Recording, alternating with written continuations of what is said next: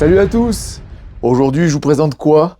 Un petit PCC en 6 pouces de chez Angstadt Arms, une société américaine basée à Charlotte. Eh ben, ça fait plusieurs fois qu'au centre de tir, on me dit, mais qu'est-ce que c'est que ça? Ok, en plus 6 pouces. Donc PCC, donc un AR-15 en 9 mm, ou AR-9, ok, et comme vous voyez, très très court. Donc là, on n'en parlera pas trop, mais j'ai mis un Romeo 4H dessus, avec un laser et une lampe Sightmark, ok. On a aussi de l'organe de visée d'origine. Vous voyez que replié, c'est vraiment tout petit, quoi. Et on a une petite poignée UTS, ok. Mais ce qui est intéressant, c'est cette boîte américaine qui fait plein de petits PCC comme ça, très courts, et vraiment sympa. Ils font même plus court. Waouh. Parce que là déjà on commence à être vraiment court. Ok. Tout va bien, même après la loi de 2018, on est dans les normes, c'est du B2, d'accord. Donc c'est vraiment, vraiment, vraiment sympathique. Je vous explique plus de détails à la fin de la vidéo. Là on part au stand, on va aller essayer ça. Allez, let's go. Ce qui est bien en plus avec ce PCC, bah, on est sur des chargeurs Glock. Donc pas compliqué à trouver, beaucoup de disponibilité, et puis bah, ça permet d'avoir une autorisation avec laquelle on peut avoir des grands chargeurs, d'accord, jusqu'à 32 coups. Là on est 32 ou 31 plus 2, c'est quand même cool.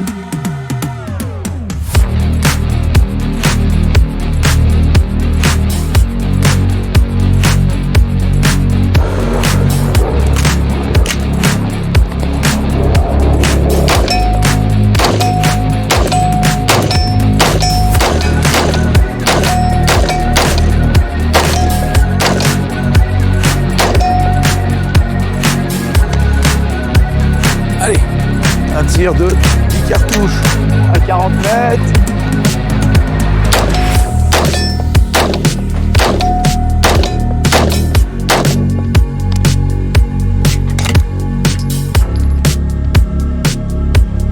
Même pas difficile. Ça y est, nous revoilà du stand de tir. Alors, il y a plein de points vraiment intéressants. Et s'il y avait 2 défauts principaux là-dessus, moi, ça serait au niveau du poids de détente. Au niveau du poids de la queue de détente, on doit bien être à 2,5 kg. D'accord? Donc, je trouve que c'est un peu lourd. Et je vais améliorer ça avec une Geissele ou une Timley. On va voir. Et ensuite, la sûreté qui n'est pas ambidextre. D'accord? Donc ça peut être un problème. C'est vrai que moi, j'aime bien enlever la sûreté d'un côté, la remettre de l'autre. Bon, après, chacun ses techniques, c'est pas le plus grave. D'accord? Mais c'est vrai que changer, de descendre un petit peu le poids de détente, c'est pas de négatif. Ensuite, certains m'ont dit, oui, mais 6 pouces sur une longue distance, stop les gars, c'est du 9 mm, on s'en fout. Ok. Super avantage, c'est des chargeurs Glock. Donc, voilà, donc franchement, c'est nickel. On a vraiment un gros bouton pour enlever les chargeurs, qui est super, super. Ok. Et après, j'ai rien à en redire. Alors, on n'a pas le confort de quelque chose de chez Daniel Défense, par exemple, mais pareil, ça peut s'améliorer, mais c'est pas le point le plus grave. La poignée est très bien, bon grip, c'est parfait. Et moi, j'aime beaucoup la maniabilité du 6 pouces. C'est vrai que ce serait pas très fonctionnel pour du TSV. Pourtant, c'est très très utilisé ce genre de PCC aux États-Unis, mais moi je trouve que ce serait pas super super. J'aurais peur qu'en courant, comme on braque vers les cibles tout le temps, risquer de se braquer l'épaule, c'est quand même un petit peu dangereux. Mais par contre, en opérationnel sur du CQB, moi je trouve ça vraiment vraiment sympa quoi. On passe vraiment vraiment partout avec ça.